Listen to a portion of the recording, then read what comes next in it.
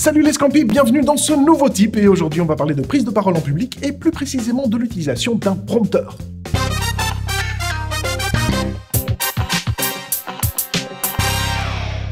Si je vous dis prise de parole en public, forcément vous pensez à une scène ou à une grosse réunion. Mais signer avec ça, ce serait trop facile. Et cette fois-ci, on avait envie de vous parler d'une autre facette de cet exercice, celui de parler face à une caméra.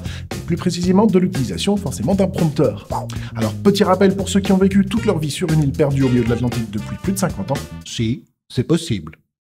Le prompteur, ou téléprompteur, ou télésouffleur, est un dispositif qui permet à un présentateur de télévision ou à un orateur de lire un texte défilant sur un écran placé dans l'axe de la caméra qui le filme ayant pour fonction de renforcer son assurance.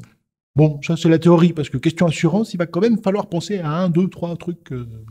S'il y a encore quelques années, c'était un appareil relativement onéreux, bien aujourd'hui, grâce aux tablettes, on voit apparaître sur le marché pas mal de petits modèles fort sympathiques et tout à fait abordables.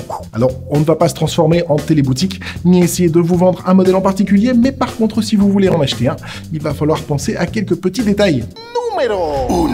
Avant d'acheter votre support, sachez que la tablette n'est jamais fournie avec. Il va donc falloir vous assurer que votre modèle de tablette est bien compatible avec le support. Si la plupart fonctionnent avec les iPad mini ou classiques, peu sont compatibles avec l'iPad Pro par exemple. Il y en a même pour iPhone. Par contre, t'as pas intérêt à le mettre à 30 mètres. Hein. Parce que forcément, on lit moins bien.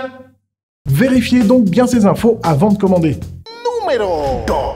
Une fois le support commandé, il va vous falloir choisir une application spécifique. Et là, on trouve de tout.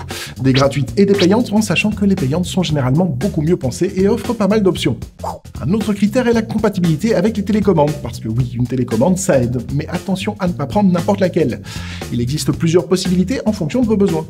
Alors pour ceux qui travaillent seuls, par exemple, il existe des commandes à main, comme des clickers, ou des commandes à pied. Bon après, c'est toi qui vois ce que tu fais avec tes mains. Hein. Nous, on juge pas. Hein.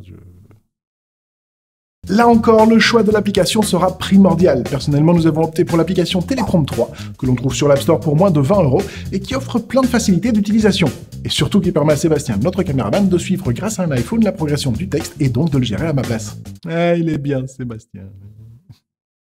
Numéro 3. Lorsque vous écrivez pour un prompteur, il y a une règle très simple. Vous écrivez comme vous parlez.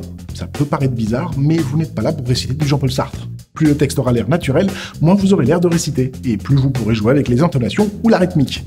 Donc n'hésitez pas à relire votre texte juste avant pour s'assurer que tout passe bien à l'oral. Là par exemple, ce que je dis est écrit comme je le dis. Mais c'est écrit. Mais pas comme je le dis, mais comme je le dis. Même ça, c'est écrit. Ça va, tu suis un peu ou... Et pour rester le plus naturel possible, choisissez une application où vous pourrez vous-même régler la vitesse de défilement et la taille des polices. Puisque le but n'est pas que vous vous adaptiez au prompteur, mais bien que le prompteur s'adapte à vous. Je sais, c'est beau. Numéro 4. Dernier petit détail, la distance du prompteur. Plus votre prompteur est éloigné, moins le champ de lecture est grand. Et du coup, on voit beaucoup moins vos petits yeux mignons bouger de gauche à droite. Voilà, c'est tout pour cette fois-ci. J'espère que ça vous a aidé. N'hésitez pas à partager avec nous vos expériences et vos bons plans. Ça se passe dans les commentaires. Et puis ça pourra sûrement aider plein de gens. Quant à nous, on se retrouve le mois prochain. En attendant, abonnez-vous à notre chaîne YouTube et allez liker notre page Facebook. Clique sur le bouton. Bon, sur ce, moi je vous laisse. Je vais me faire un bon cake en forme de nounours. Et puis je vous retrouve bientôt. Des bisous.